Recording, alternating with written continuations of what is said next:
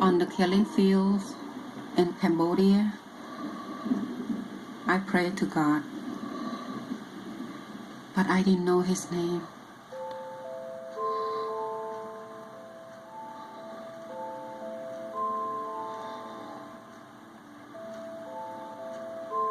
When I was a very young girl, they separated our family and they put me to work in the rice field from 5 in the morning till 9 in the evening. When you see some other children that get killed, you really desperately cry for help inside. You always think that you were next. But in my heart, I always believe that it has to be a true God somewhere, somehow, that can help me get through this. 1 year later, my family decided to escape Cambodia. We walked close to 6-7 months to Thailand. And I have 20 brothers and sisters. Only 4 of us survived. I have a blind aunt that holds on my shoulder all the time. But one day, we got caught. As they start shooting, I push my arm down to the ground and try to pretend that we are dead. And when I get up, I have no idea where my parent was. We spent many months in the jungle. As I try to survive, I eat whatever I can find, and I also help my auntie to survive.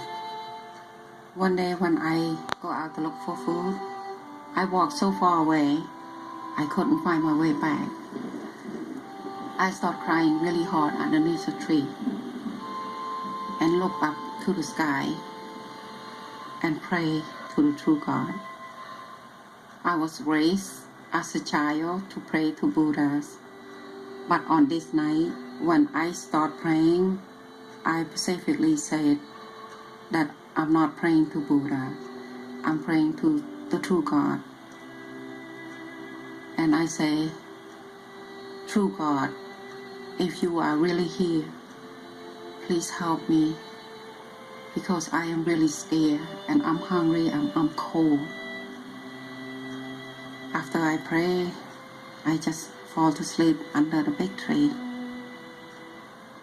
Eventually, I make it into the refugee camp in Thailand, and I was reunited with my family. We lived in the refugee camp in Thailand for about 10 years before we come to the United States. My searching for the true God, it didn't stop there. We tried to go to different churches, but we didn't understand anything. One day when I come home from school, I met this gentleman named Harold, and he asked if he can talk to me about God. I agree, because I saw he have a Bible, he must be a good man. When he talked to me, I tried to pay attention so hard, but I still didn't understand what he was saying. And he went very slow. And then he said, your name? I say, my name's Sultan. And then he said, your name's Sultan, my name's Harold, God's name, Jehovah. I never thought God had a name. And ever since that day on, I never forget Jehovah's name.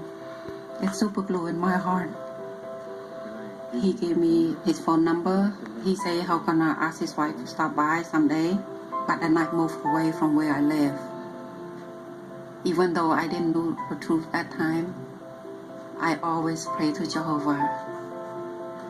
After I learned God's name, I went back to the church. The priest would start out with Heavenly Father, but leave out Jehovah's name. So I raised my hand.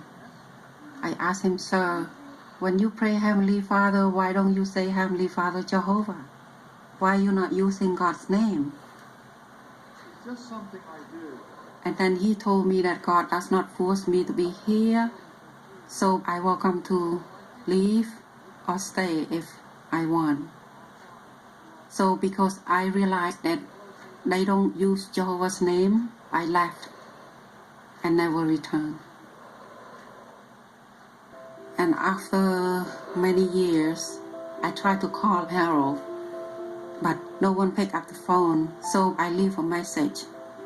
I was hoping that they remember me. 2 weeks later, Harold came to my door.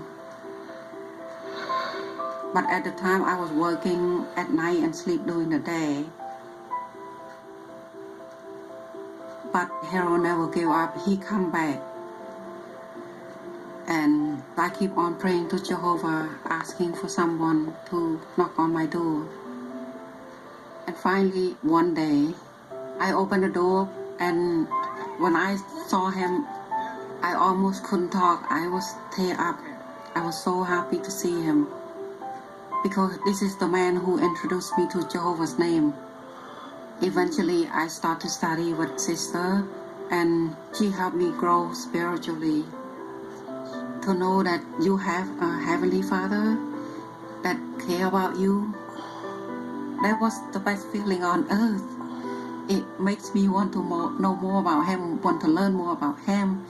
I would ask questions, did he like this, did he like that? And then when I go to the Ken Mall, I hear Jehovah's name so many times. I am Jehovah, and there is no one else. I feel that's it. I found my place. I got baptized in 2013. My blind aunt that I helped her survive through the jungle, she's still living until today. And now that I can get a chance to talk to her about Jehovah, that was a blessing. And I can't stress enough how wonderful and big privilege that I received from Jehovah, just to know who He is and to learn that there is true God. He have a name, and His name is Jehovah.